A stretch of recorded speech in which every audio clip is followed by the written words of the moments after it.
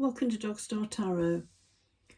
Today's reading for the collectives for the month of April. Really, and it encompasses the energy of Aries, which is the first sign of the zodiac, and it's all about exciting new beginnings, fiery energy, things happening pretty quickly. And we've got April Fool's Day today, 1st of April.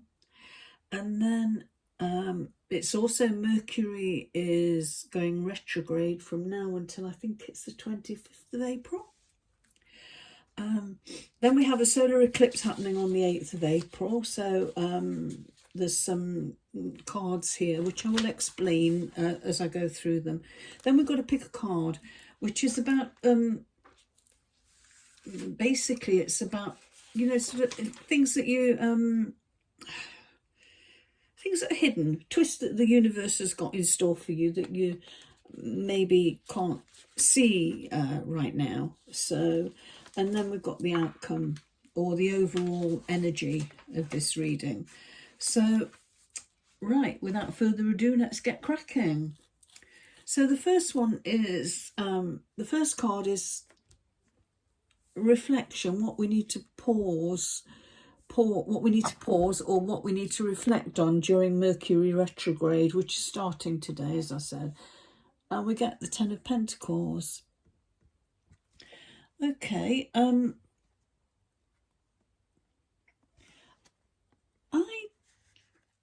feel this is a message to stop focusing on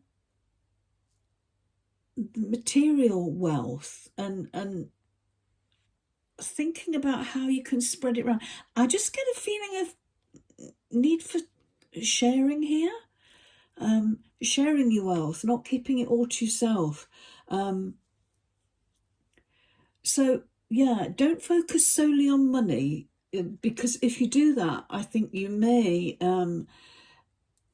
you just might be misled. You know what? It isn't all that glitters isn't gold, is it? So, yeah, don't just focus on the material stuff. Think about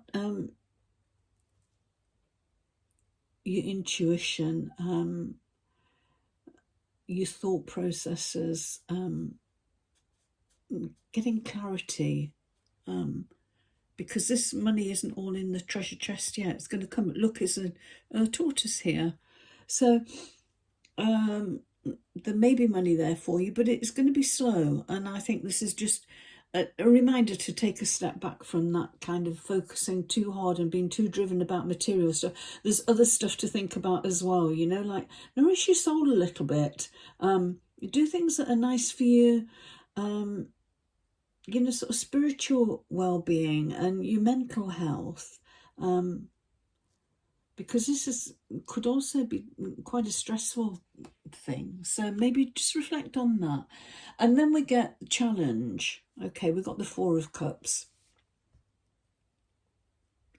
I think your challenge is to see what you're ignoring or you're not. You see, you've got this big cup here. Could be to do with love, but it could also equally be to do with money or financial stability.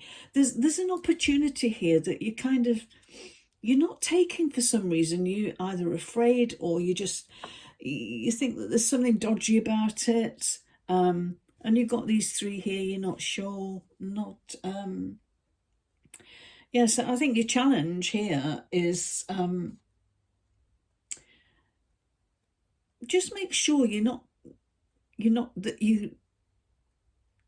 not ignoring what's right in front of you. There is an opportunity here. You might need to look at it in a different way.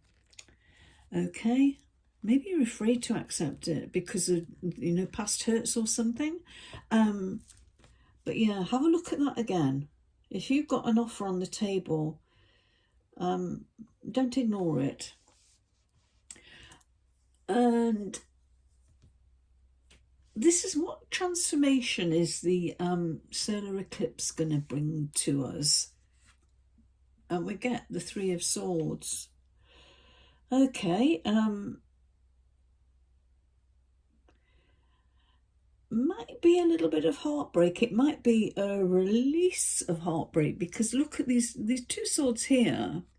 They're falling downwards, one going in but two coming out. So there's a heartbreak or disappointment. But because this is in the transformation position, I think this is about moving on from this, transforming heartbreak into something more more useful.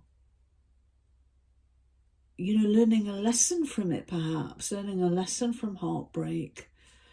And then we have guidance, and we've got the Queen of Cups. Okay. That's just a loving, warm, beautiful energy that we should probably embrace that, you know, embrace that kind of loving energy. Give it out to people. You know, if you're not radiating love, you're not going to receive love either. So I think sort of, whether you're male or female, this card is about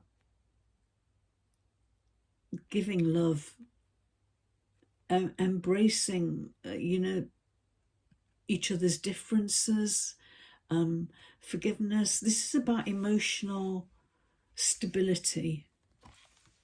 Okay, and then we come to the pick a card, and now I've put, if you want to just pause the video in a little while, we've got the moon, we've got the star, and we've got the sun here, just for ease. And these are things that might be hidden from you, these energies that you're perhaps not seeing, but they're to support you.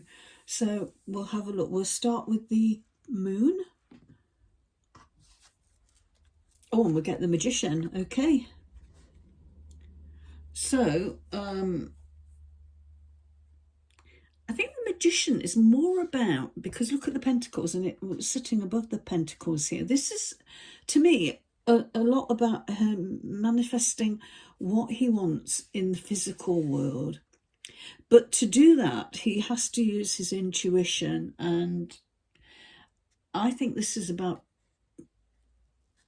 if you pick this card, focus on gratitude, mindfulness, and surrender.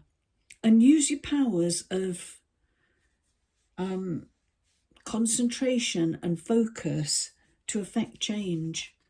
I think that's particularly with regard to the financial situation. So that's the moon. And then we've got the star. Oh, we get the star. Okay, this is about wish fulfillment. Again, this is similar to the Magician in a lot of ways. She's playing with the energies here, and this is about wish fulfillment, dreams coming true, finding your soul's purpose. Okay, sometimes it's about healing as well, healing after trauma. It could be emotional, it could be physical trauma, could be to do with, you know, if you've been hurt in the past, or you've got this sort of Three of Swordsy kind of heartbreak going on. This is a great card for healing as well. So, yeah, open up your heart to accept what the universe has got to... Oh, sorry. Shouldn't be... We're not allowed to show boobs on YouTube anymore. So, yeah, that's the star card. I shall cover her with the star. And then we have the sun. Chariot. Okay, all three of them major arcana. So these are important.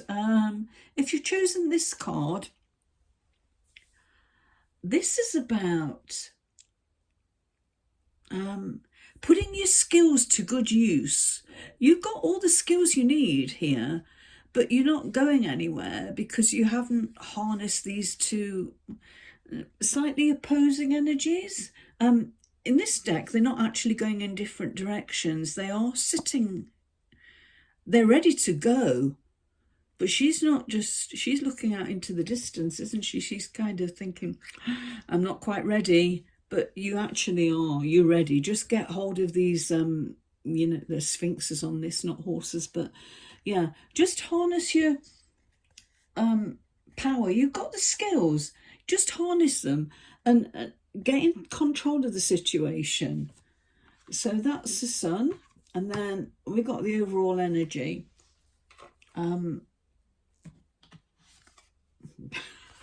The Tower. Okay, now I don't see the Tower as particularly a bad card. I see it as a card of transformation. I think that when we're kind of not moving on, not doing something where basically it's the universe giving us a kick up the backside. If we're not doing something we need to be doing, the universe steps in and it kind of gives you a jolt, like lightning. So this is about breaking down old structures and starting something new, because when you're here, when you like sort of your back's against the wall, or you kind of, there is nowhere else for you to go, you know, this tower's broken, it's dead, it's over and done with, it's destroyed. Okay, but it's a place where, you know, like at the end of the year when all the leaves have died, you know, the earth looks barren, the trees are bare, there's no growth or anything. That comes after, doesn't it? The growth comes after this destruction and ending. So there's growth there, but I do think this probably April is going to be a time where we're all going to be shook up collectively, where things are going to change for everybody, and it is a time of new beginning. But look at all these beautiful cards you've got here in the middle. I mean, this is magical to me, because we've got the three major arcana. We've got the Magician, the Star, the Chariot. Whichever one you've chosen, they're really great energies. So that's what I've got for you for April. Thank you for joining me here today, and please give me a like, a share, subscribe, and I hope you'll join me again soon for another reading. Bye.